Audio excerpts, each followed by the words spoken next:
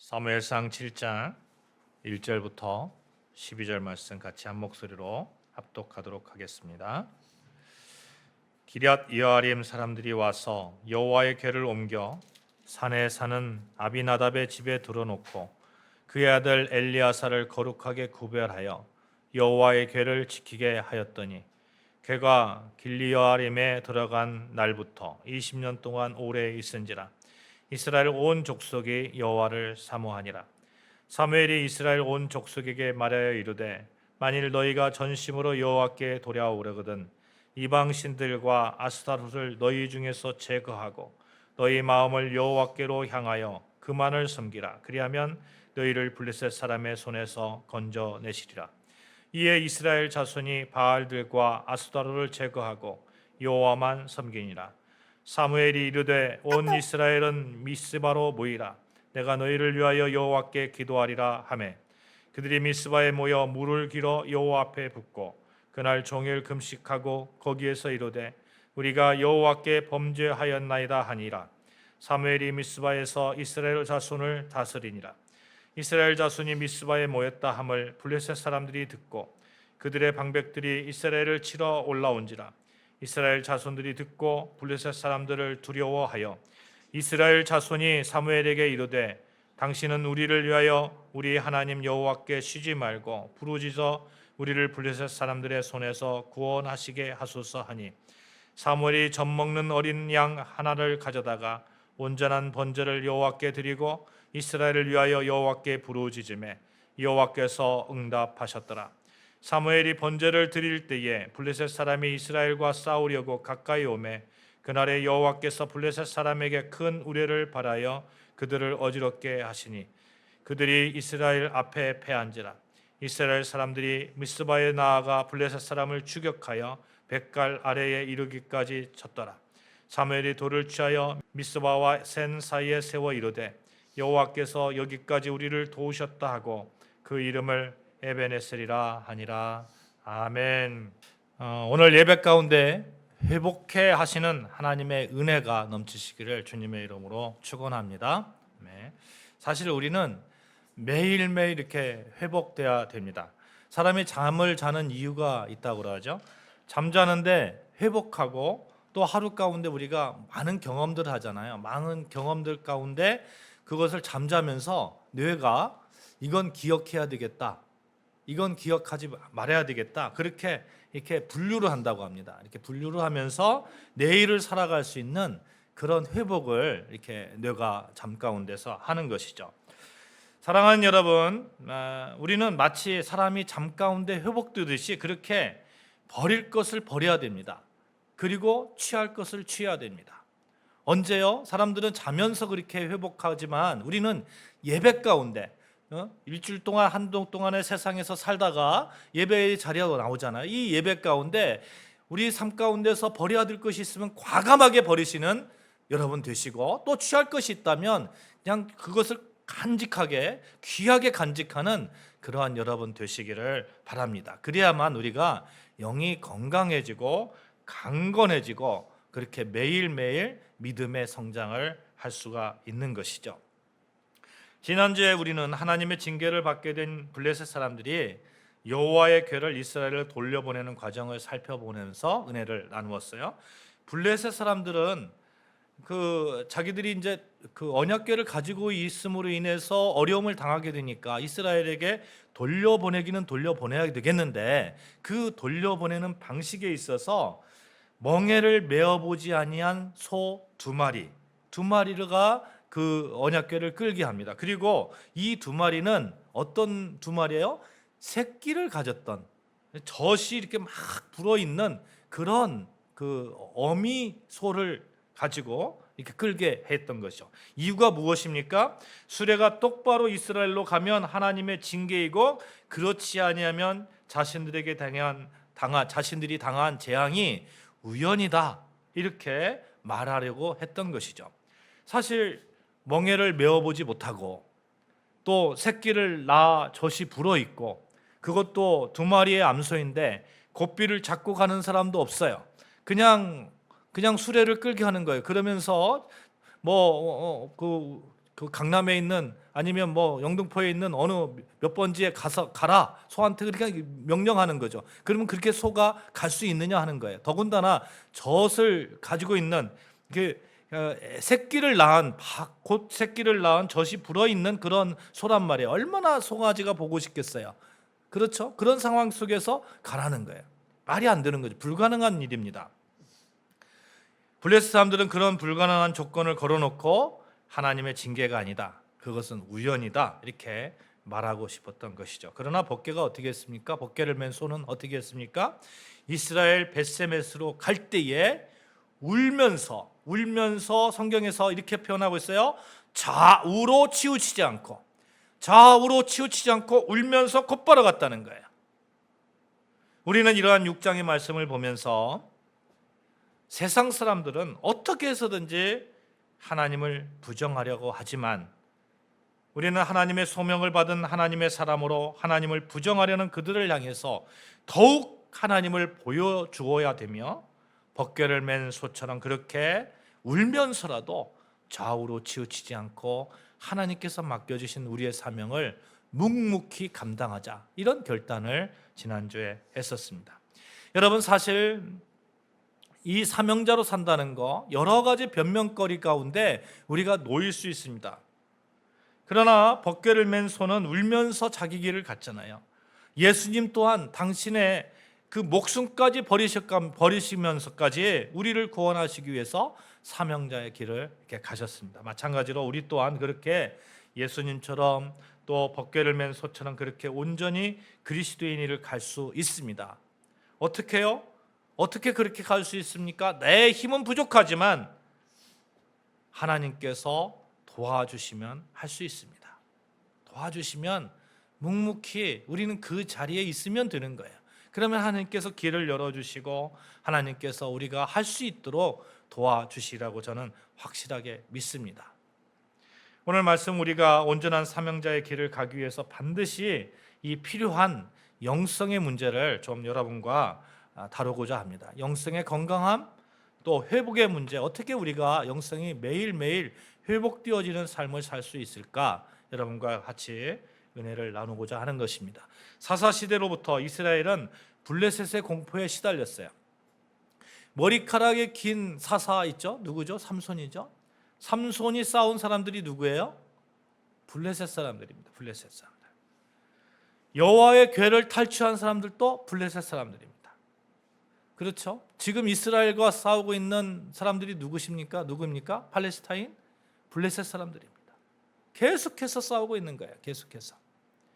이스라엘은 끊임없이 그들에 의해서 괴롭힘을 당했습니다. 이스라엘이 강하면 블레셋 사람들이 힘들고, 블레셋이 강하면 이스라엘 사람들이 힘들고, 그들이 그렇게 괴롭힘을 당한 이유가 있어요. 우리가 사사기를 보아서 알 수 있듯이 이스라엘이 하나님을 떠나 있으면 어김없이 하나님은 징계의 책직을 드셨음을 보았습니다.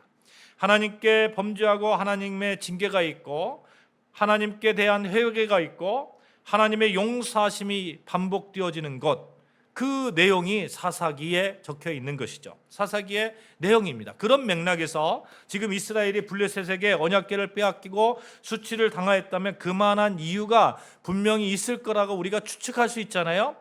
3장 6절 끝부분을 보시면 6장 19절 말씀 제가 봉독해 드리겠습니다. 벳세메스 사람들이 여호와의 궤를 들여다본 까닭에 그들을 치사 5만 70명을 죽이신지라. 여호와께서 백성을 쳐서 크게 사륙하셨으므로 백성이 슬피 울었더라. 하나님의 법궤가 벳세메스에 이르자 사람들이 하나님의 법궤에 뭐가 들어있는지 구경하러 온 거예요. 구경하러 와가지고 막 이렇게 보는 겁니다. 그 자리에서 70여 명이 죽었다, 이렇게 기록하고 있습니다. 왜 이 사건이 우리가 이 사건을 유심히 바라봐야 되느냐 하면, 당시 이스라엘의 영적 상태를 여실히 보여주기 때문에 그래요. 여러분, 이스라엘이 블레셋하고 싸워서 언약궤를 잃어버렸어요. 그러면 하나님을 찾아야 되잖아요. 하나님을 막 찾아야 됩니다. 하나님께 용서를 구해야 됩니다. 그런데 하나님께서 친히 블레셋 사람들을 치셔서 그들을 막 징계하면서 막 독종이 들게 해가지고 이 블레셋 사람들이 어쩔 수 없어서 이스라엘 사람들한테 져가지고 돌려보내는 게 아니에요. 자기들이 하나님께 당하는 그 고통 가운데 어쩔 수 없어서 언약궤를 이스라엘한테 돌려보내는 거예요. 그러면 돌려보내면 이스라엘 사람들이 하나님 정말 감사합니다. 하나님께 정말 하나님의 영광이 넘쳐납니다. 이렇게 나와야 되는데 언약궤가 오니까 언약궤를 이렇게 들여다보는 거예요. 언약궤 속에 뭐가 있을까? 혹시 블레셋 사람들이 무엇을 우리에게 선물로 보냈을까? 어떤 것을 선물 보따리를 넣어가지고 같이 보냈을까? 보는 겁니다. 여러분, 언약궤를, 하나님의 언약궤를 볼 수 있습니까? 없습니까? 볼 수 없습니다. 민수기 4장 20절 보시면 이런 말씀이 있어요. 그들은 잠시라도 들어가서 성소를 보지 말라. 그들이 죽으리라. 성소 안에 언약궤가 있는 거예요. 1년에 대제사장이 한 번 들어가서 성소에 들어갑니다. 그때 언약궤를 보는 거예요. 그런데 이 일반 사람들이 아무 때나 가가지고 언약궤를 봅니까? 그냥 죽어버리는 거예요. 반드시 죽으리라. 성경에서 분명히 말씀하고 있어요. 고핫 자손들이 성막 기구를 특별히 언약궤를 운반할 때 덮개를 그렇게 가려진 상태로 옮겨야만 했고 직접 들여다보면 죽임을 당한다고 분명하게 이렇게 경고하고 있는 거예요. 그런데 벳세메세 사람들은 경솔하게 하나님의 언약궤를 들여다본 겁니다. 그들이 하나님의 법을 몰라서 그랬을까 하는 거예요. 여러분, 질문 던질 수 있잖아요. 여호수아 21장 16절에 보시면 이곳에 살고 있는 사람들이 어떤 사람인지를 이렇게 말씀하고 있거든요. 이곳에 살고 있는 사람들은 레위 지파, 그것도 아론의 자손입니다. 아론의 자손이에요. 이스라엘이 가나안 땅을 점령한 후에 모든 지파들에게 땅을 이렇게 분배했어요. 유다 지파는 여기 가져라, 베냐민 지파는 여기 가져라, 이렇게 땅을 분배했어요. 이것을 기업의 분배라고 얘기합니다. 그러나 성막에서 일하는 레위 지파에게는 기업을 분배하지 않았어요. 성막에서 일하는 레위 지파 사람들은 하나님을 섬기는 사람들이니까 그들의 생활은 다른 11지파가 책임지라는 그런 의미입니다. 그런 의미로 이렇게 분배하지 않았습니다. 다만 레위 지파도 살아야 될 것이 있어야 될 거 아닙니까? 살아야 되는 그런 집이 있어야 되잖아요. 그러니까 기거할 땅만 주어졌습니다. 벳세메스는 바로 이런 레위인들이 살고 있는 마을이었어요. 레위인들은 성막 봉사를 하도록 선택받은 사람들이기 때문에 이스라엘의 어떤 사람들보다 하나님의 법궤를 어떻게 대해야 되는지 알았단 말이에요. 그러나 그들은 하나님의 법궤를 거룩하게 대하지 않습니다. 블레셋 사람들이 여호와의 궤를 들려보내니까 막 가가지고 어차피 빼앗긴 거, 더럽혀진 거 이렇게 생각했을 수도 있을 것 같아요. 그러면서 블레셋 사람들이 여호와의 궤를 돌려보냈는데 선물은 무엇을 주었을까 하면서 들여다봤다는 거예요. 보상품은 무엇일까? 구경하러 간 것이죠. 그래서 70인이 죽었습니다. 근데 성경에서는 가로 이렇게 적혀 있죠. 가로 5만이라고 적혀 있습니다. 5만. 5만 70명인가 아니면 그냥 70명인가 아니면 5만 명인가 하는 거죠. 이게 예루살렘의 당시의 인구가 한 7만 정도 되었다고 합니다. 예루살렘에. 그러니까 벳세메스의 인구가 5만 명이 죽으려면 남자 5만이잖아요. 그러면 기십만 명이, 수십만 명이 살아야 된다는 얘기잖아요. 그러니까 이게 좀 이치에 맞지 않는 것 같아요. 그래서 성경을 이게 원어 그대로 번역하면 이런 내용입니다. 1000명에 5명씩 합계 70명 이런 뜻이거든요. 그러니까 1000명에 대한 대표 5명씩 계산해서 합계해서 50명이다. 어찌되었건 5만 명이든 70명이든 70이란 7자라는 숫자가 완전 수잖아요. 그러니까 수많은 사람이 죽었다. 이렇게 우리가 그 성경을 해석하던 간에 어찌되었건 하나님을 가장 거룩하게 섬겨야 할 레위인들이 하나님의 임재의 상징인 여호와의 언약궤에 대한 태도가 이 정도였으니까, 그래서 하나님께 징계를 받았으니까 다른 백성들은 오죽했겠냐 하는 겁니다. 여러분, 한국 땅에서 이 목사님들 보시잖아요. 목사님들이 타락하면 성도들은 어떻게 됩니까? 목사님들 바라보잖아요. 바라보니 그 타락이 합리화되는 거예요. 저렇게도 되는구나. 합리화되는 거예요. 여러분과 제가 거룩한 제사장입니다. 거룩한 제사장이에요. 그렇게 우리가 고백하고 있잖아요. 나는 거룩한 제사장이다고. 하나님의 그 거룩한 제사장으로 여러분 지금 이 자리에서 예배를 드리고 있잖아요.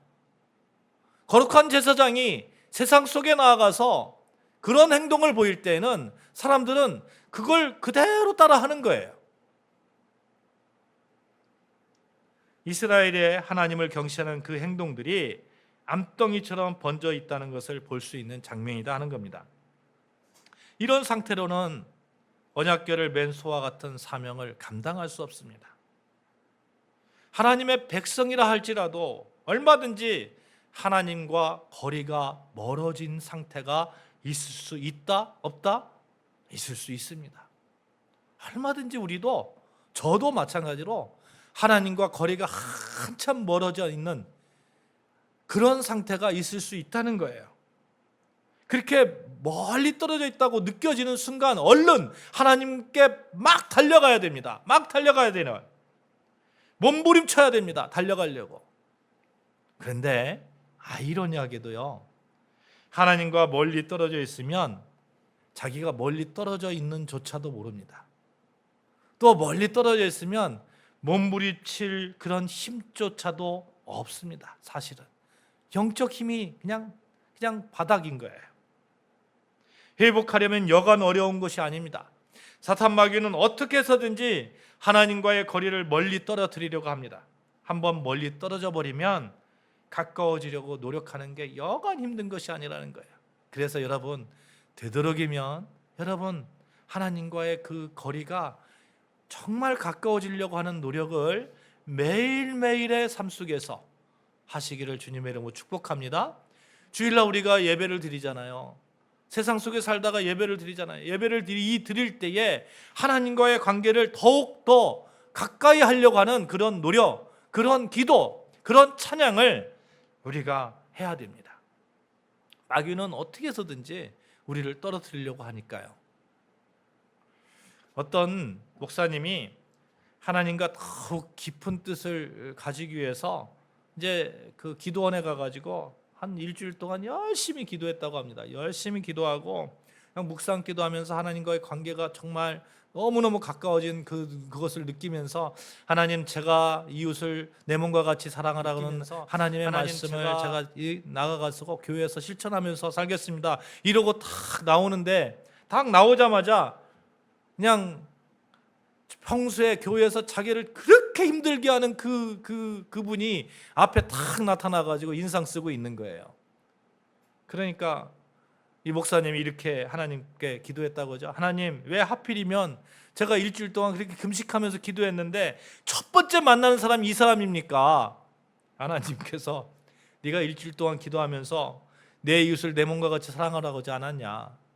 그래서 내가 이 사람을 보냈는데, 여러분, 어떻게 보면 하나님께서 우리에게 주신 기회일 수도 있지만 어떻게 보면 우리를 또 다시 시험에 빠지게 하는 사단의 장난일 수 있잖아요. 그래서 우리는 늘 긴장해야 되는 거예요. 늘 예배 가운데 긴장해야 되고, 늘 삶 가운데 긴장해야 되고, 예배 가운데 회복하려고 하는 그런 노력이 있어야 됩니다. 주님 전에 나왔습니다. 일주일 동안 내 마음 속에 있었던 이 아픔들, 하나님, 이 미움들, 이 좌절감, 하나님, 주님 앞에 내어놓습니다. 하나님, 나를 회복시켜 주시옵소서. 나를 회복시켜서 주님과 더 가까운 주님의 자녀로 나를 삼아 주시옵소서. 이런 기도를 우리가 주일날 해야 됩니다. 예배 가운데 해야 돼요. 그러면 변화가 일어납니다. 변화가 일어나요. 여러분, 변화는요, 아주 작은 물고에서부터 변화가 일어나잖아요. 아주 작은 물고가 강문을 이루잖아요. 마찬가지예요. 우리의 작은 영적인 몸부림이, 이 주일날 예배드리면서 하는 여러분과 저의 이 작은 몸부림이 에베네셀의 큰 강물이 될 것이라고 저는 확신합니다. 이스라엘 백성들은 이 물꼬를 트기 위해서 미스바에 모였습니다. 미스바에 모인 사건은 이스라엘이 영적으로, 정치적으로, 그리고 군사적으로 이 국권을 회복하는 데 결정적인 역할을 한 사건이거든요. 이스라엘 역사의 큰 물줄기를 바꿔놓는 아주 중요한 역사적 사건입니다. 이 미스바 모임 이후에 그들이 지파 중심의 사사 시대가 끝나고 왕이 나라를 다스리는 그런 왕정 체제로 바뀌어집니다. 그러니까 중앙 집권 체제로 바뀌어지는 거예요. 그런데 이러한 중요한 계기가 된 미스바 모임을 할 수 있는 그 환경, 그 물꼬가, 아주 작은 물꼬가 무엇이냐 하는 거예요. 여러분 7장 2절 같이 한번 봉독하겠습니다. 7장 2절 같이 봉독합니다. 시작. 괴가 길릿 여아림에 들어간 날부터 20년 동안 오래 있은지라 이스라엘 온 족속이 여호와를 사모하니라. 여호와를 사모하니라. 여러분, 언약궤가 올 때에 이게 여기에 뭐가 들어있어? 이러면서 바라봤던 이스라엘 백성들이, 그런 영적인 상태에 있던 이스라엘 백성들이, 그들이 완전히 변화되지는 않았지만 20년 가까운 그런 기간 동안에 여호와를 사모하는 마음이 넘쳐났다는 거예요. 어떤 것이 하면 이스라엘 온 족속이 여호와를 사모하느니라. 사랑하는 여러분, 아름다운 교회의 온 성도가 여호와를 사모하는 그러한 여러분과 저 되어지기를 주님의 이름으로 축복합니다. 이게 첫 번째가 돼야 돼요. 이게 오늘 이 구절 말씀처럼 묻고는 트는 말씀, 여호와를 사모하는 마음, 여호와 하나님을 사모하는 마음. 그래서 우리는 늘 삶 가운데서 일주일 동안 살면서 늘 이런 고백이 있어야 됩니다. 주님, 제가 주님을 사랑합니다. 제가 기도 가운데 말씀하잖아요. 기도 고백하잖아요. 주님 사랑합니다. 주님 사랑합니다. 주님 사모합니다. 이 사모의 마음이 있어야 그 다음에 어떤 행동이 이루어질 거 아니에요. 사모의 마음도 없는데 어떤 행동이 이루어지겠습니까? 사모하는 마음이 우리 안에 넘쳐나야 돼요. 오랜 기간 동안 블레셋의 지배와 억압을 당하던 이스라엘 백성들이 이제야 비로소 우상을 버리고 하나님께로 마음이 돌아서서 하나님의 은혜를 사모하는 그러한 첫 단추를 끼운 거예요. 이제 가려고 하는 거예요. 행동이 바뀌어지려고 하는 그러한 어떤 계기가 된 거예요. 사랑하는 여러분, 하나님과의 거리가 멀어진다고 느껴지면 느껴질수록 우리의 마음은 더욱 하나님을 사모하는 마음이 넘쳐나야 됩니다. 그렇게 될 때에 우리가 영적 대강성이 이루어지고 우리의 삶이 변화되고 우리의 행동이 변화될 수 있는 거예요. 사무엘 선지자는 이스라엘 온 족속이 하나님을 사모하는 마음이 최고에 달했을 때, 그때 이스라엘 족속을 불러 모읍니다. 이렇게 불러 모아요. 그리고 이제 영적 대각성 운동을 하는 거죠. 이제 새로운 시대가 열릴 것이야. 새로운 시대를 맞이하기 위해서 새로운 마음을 가져야 돼. 새로운 시대적 정신을 가져야 돼. 여러분이 하나님을 사모하는 마음을 가지고 계시다면 이제 새롭게 우리의 신앙을 재정비해야 돼. 이제 우리 민족을 재정비해야 돼. 사무엘은 이스라엘 백성을 모아놓고 외치는 겁니다. 사실 이렇게 미스바에 모여서 이스라엘 백성들은 축제를 벌인 것이 아니라는 거예요. 그들은 철저하게 하나님을 찾고 하나님과 더욱 가까워지려고 하는 그런 마음을 다졌고, 지금까지 하나님 곁을 떠나 언약궤까지 잃어버렸던 그 모든 과거에 대해서 자복하고 회개하면서 하나님, 이제 새롭게 저희가 행동하겠습니다. 새로운 삶을 살겠습니다. 여호와만을 섬기겠습니다. 이렇게 다짐하는 그러한 미스바 모임, 영적 대각성 운동을 하는 거죠. 이때 사무엘이 7장 3절에 이렇게 말씀합니다. 같이 우리 한번 7장 3절 읽어볼까요? 봉독할까요? 사무엘이 이스라엘 온 족속에게 말하여 이르되 만일 너희가 전심으로 여호와께 돌아오려거든 이방 신들과 아스타를 너희 중에서 제거하고 너희 마음을 여호와께로 향하여 그만을 섬기라. 그리하면 너희를 블레셋 사람의 손에서 건져내시리라. 이스라엘 백성이 여호와를, 모든 족속이 여호와를 사모하니라 이렇게 말씀합니다. 그렇죠? 모든 족속이 여호와를 사모하고 있어요. 그럼에도 불구하고 사무엘이 뭐라고 말합니까?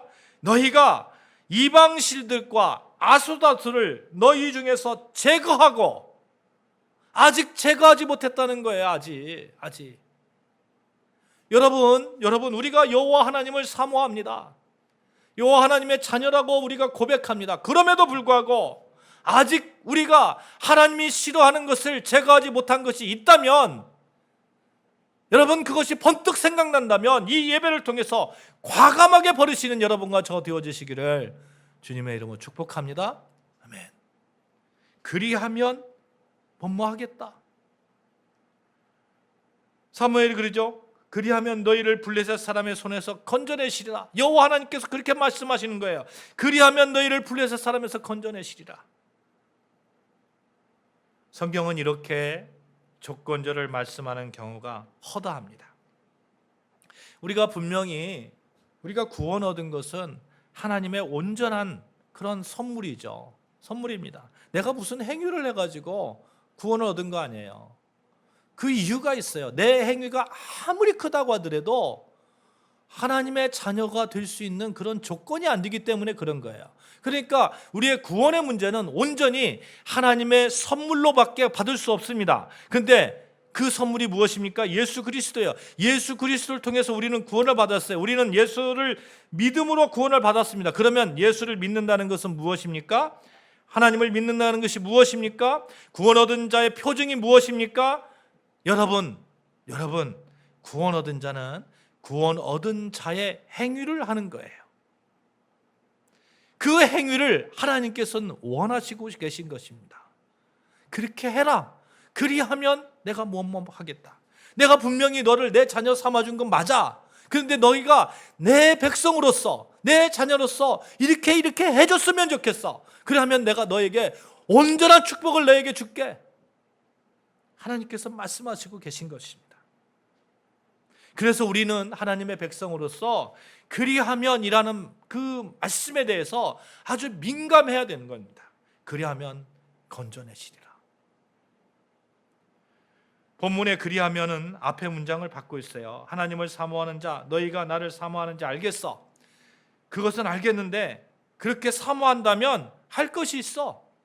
너희가 진심으로 여호와께 돌아와야 돼. 그 돌아옴의 표징이 뭔지 알아? 징표가 무엇인지 알아?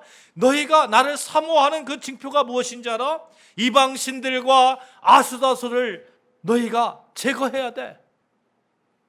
너희 마음을 그것이 여호와께 향하는 거야. 여호와만을 섬기는 그런 자세야.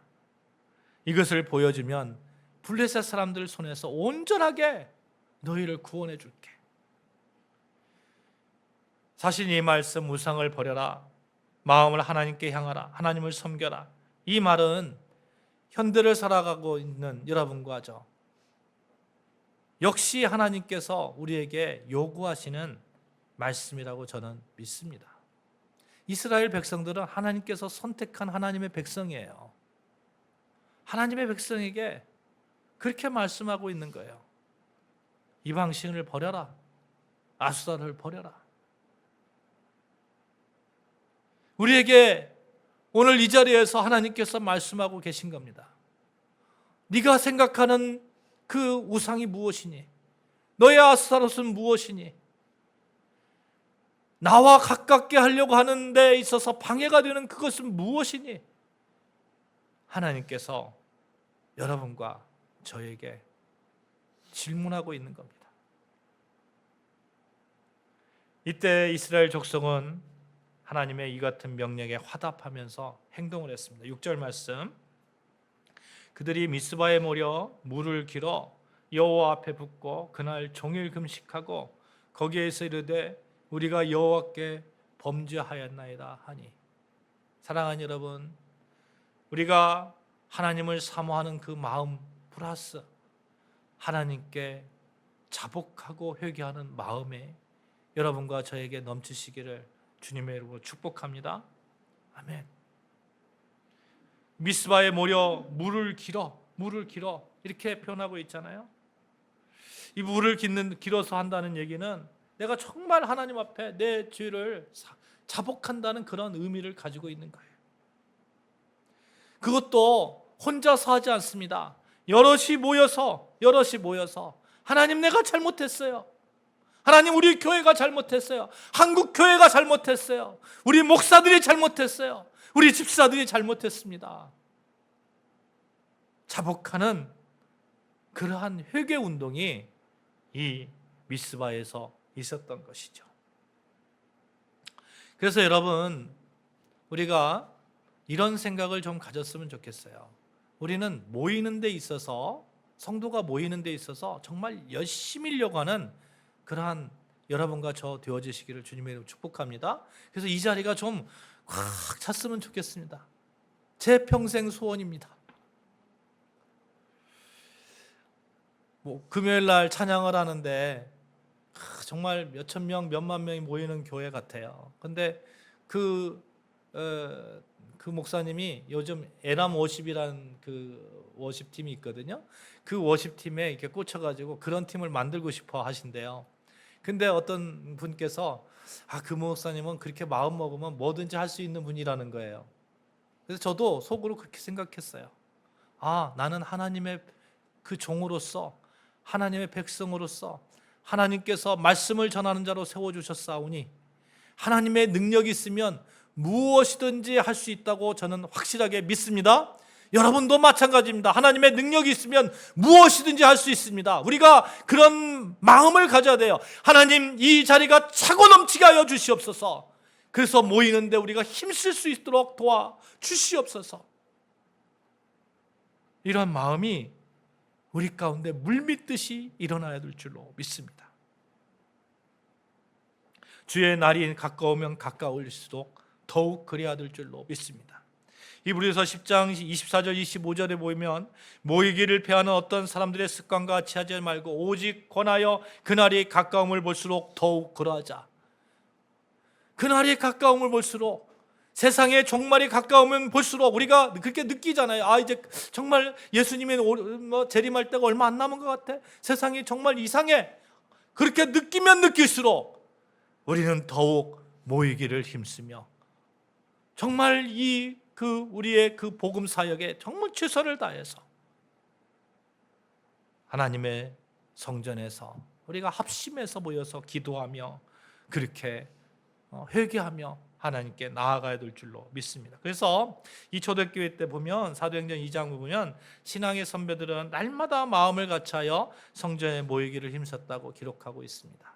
날마다 모이기를 힘썼다고 그랬는데, 마귀가 그래서 제일 무서워하는 것이 성도들이 모이는 거라고 하잖아요. 모이면 힘이 되잖아요. 저쪽 우리하고 이념 체계가 다른 저쪽 나라에서 보면, 어떤 나라에서 보면 사람들이 모이는 거에 대해서 막 민감하게 반응하고 막 이렇게 흩어버리려고 하잖아요. 왜요? 모이면 힘이 이렇게 모아지기 때문에 그렇습니다. 사무엘상 7장 7절 이스라엘 자손이 미스바에 모였다함을 블레셋 사람들이 듣고 그들이 방백들이 이스라엘 치러 올라온지라. 왜 치러 올라왔을까요? 이스라엘 백성들이 모여있기 때문에 기회는 이때다. 그러면서 이스라엘 백성들이 회개운동을 하고 있잖아요. 회개운동을 하고 있으니까 지금 전쟁 준비를 하고 있는 게 아니에요. 기회는 이때인 거예요. 그러니 모여있는 이때를 해서 막 흩어버리려고 하는 거예요. 아니면 저들이 회개하고 저들이 정말 모여서 하나가 되면 자기들에게 위협이 되기 때문에 그렇습니다. 사랑하는 여러분, 마태복음 18장 19절 보면 진실로 다시 너희에게 이르노니 너희 중에 두 사람이 땅에서 합심하여 무엇이든지 구하면 하늘에 계신 내 아버지께서 그들을 위하여 이루게 하시리라. 여러분과 저가 힘을 합해서 기도해야 될 것이 있습니다. 이 아름다운 성전에 동역자들을 더하여 주시옵소서. 이곳에서 우리가 힘을 합해서 정말 힘있게 주님의 복음을 온전히 전하게 하여 주시옵소서. 이 합심 기도가 여러분과 저 가운데 있어야 될 줄로 믿습니다. 6절에 보면 미스바에 모여 물을 길어 여호와 앞에 붓고, 물을 길어 붓는다는 것은 아까 말씀드렸습니다만 정말 회개의 그런 운동을 하고 있는 거거든요. 예레미야 애가 2장 19절에 이와 비슷한 말씀이 있습니다. 초저녁에 일어나 부르짖을지어다 내 마음을 주의 얼굴 앞에 물 쏟듯 할지어다, 이렇게 말씀하고 있거든요. 회개하라는 거예요. 물 쏟듯. 초저녁이면 이스라엘은 이게 5등분을 해가지고 이렇게 하루를 이렇게 계산하거든요. 이게 초저녁이면 첫 번째 부분을 말하는 건데, 이제 그 하루의 첫 번째, 오후 6시 뭐 전후, 5시 전후 이 정도 되겠죠. 이 정도 전. 이때부터 밤새도록 부르짖는 거예요. 밤새도록 눈물을 흘리면서 밤새도록 눈물로 매달리는 기도를 하나님께서 어떻게 외면할 수가 있겠습니까? 하나님, 우리가 범죄하였습니다. 우리가 회개합니다. 하나님과 더 가까이 가고 싶습니다. 하나님, 하나님의 사람으로서 아스타롯과 이방신을 내가 버리겠습니다. 이스라엘 민족들은 그렇게 하나님께 회개 자복하고 있는 거죠. 그러면서 이스라엘 자손들이 하나님께 우리를 보호해 달라고, 하나님 구원해 달라고 그렇게 요구합니다. 8절에 보시면 이스라엘 자손이 사무엘에게 이르되 당신은 우리를 위하여 우리 하나님 여호와께서 쉬지 말고 부르짖어 우리를 블레셋 사람들의 손에서 구원하소서, 이렇게 요구하는 거죠. 여러분, 이스라엘 백성이 미스바에 모였어요. 블레셋 사람들이 그 모인 것을 알고 흩어버리려고 막 치러 옵니다. 그러니까 여호와께 쉬지 말고 부르짖어서 우리를 구원해 달라고. 이스라엘 백성들 어느 정도 회복된 것 같죠? 막 쳐들어오면 도망가야 하잖아요. 막 도망가야 됩니다. 블레셋 사람들이 자기를 치러 오면 자기들 무기가 없어요. 그러면 막 도망가야 돼요. 그런데 지금 어떤 상태예요? 영적으로 회복되어지는 상태이니까 그 상태 속에서 사무엘에게 요구하는 거예요. 당신은 우리 하나님 여호와께 쉬지 말고 부르짖어서 블레셋 사람들 손에서 우리를 구원하소서. 이제 이스라엘 백성들은 아는 거예요. 아, 하나님만이 우리를 구원하는 자이다. 아는 겁니다. 사랑하는 여러분, 우리가 하나님과 더 가까워지면 가까워질수록 하나님의 능력을 깨닫는 겁니다. 하나님의 능력을 깨닫는 거예요. 하나님의 능력 앞에서 우리가 서는 겁니다. 그러면 우리는 무엇이든지 할 수 있는 존재가 되는 거예요. 하나님의 뜻이 내 안에서 이루어지는 사람이니까, 하나님의 뜻을 알아가는 사람이니까.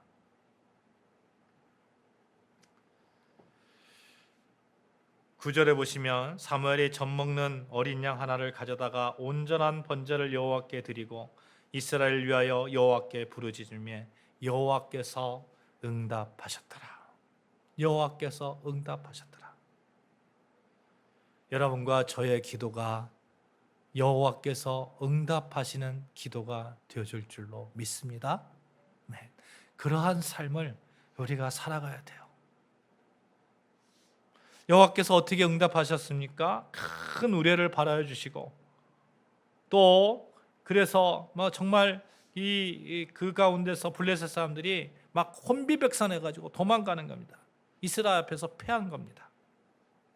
10절에 보면 사무엘이 번제를 드릴 때 블레셋 사람이 이스라엘과 싸우려고 가까이 오매 그날에 여호와께서 블레셋 사람에게 큰 우레를 발하여 그들을 어지럽게 하신 그날이 그들이 이스라엘 앞에 패한지라. 언약궤를 이스라엘 백성들이 블레셋 사람들에게 빼앗길 때에 하나님이 무엇을 하셨습니까?